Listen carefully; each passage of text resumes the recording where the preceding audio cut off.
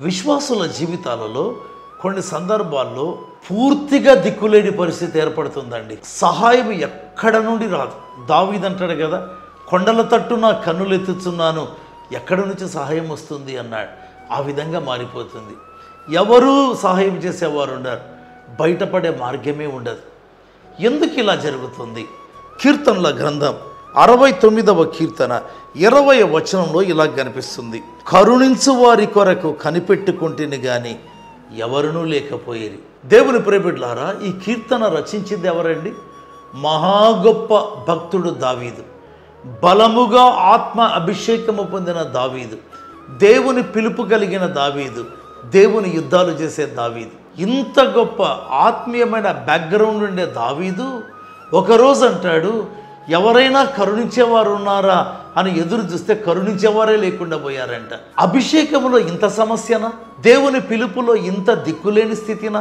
తాను పొందిన ఆత్మ అభిషేకములో ఇంత భయంకరమైనటువంటి ఒక అనిశ్చిత పరిస్థితి. ఇంకా చెప్పాలంటే అసలు ఆ కీర్తన 69 ప్రభు అయిన యేసును గూర్చిన ప్రవచన కీర్తన.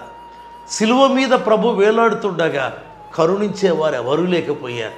పొడిచేవారే, గేలి చేసేవారే, చేదు రసమును అందించేవారే, కరుణించేవారు ఎవరూ లేకపోయారు.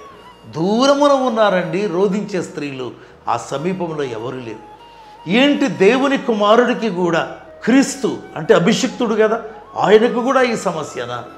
అవునండి, అది ప్రభు అయిన క్రీస్తుకైనా అభిషిక్తుడైన దావీదుకైనా ఇలాంటి సమస్య గుండా వెళితే అప్పుడప్పుడు నీవు నేను వెళ్ళవలసి వస్తుంది. కృంగిపోవద్దు, భంగపడవద్దు. ఇంత భయంకరమైన దిక్కులేని స్థితి దాటిన తర్వాత దావీదు ఇశ్రాయేలు మరియు ప్రపంచం మర్చిపోలేని రాజు అయ్యాడు. నీ జీవితంలో కూడా కరుణించేవారు ఎవరూ లేరు అనుకుంటున్నావా? ఒకరోజు రాజైన దావీదులాగా సింహాసనం మీద కూర్చుంటావు. ప్రభుకు మహిమ కలుగుగాక. ఆమేన్.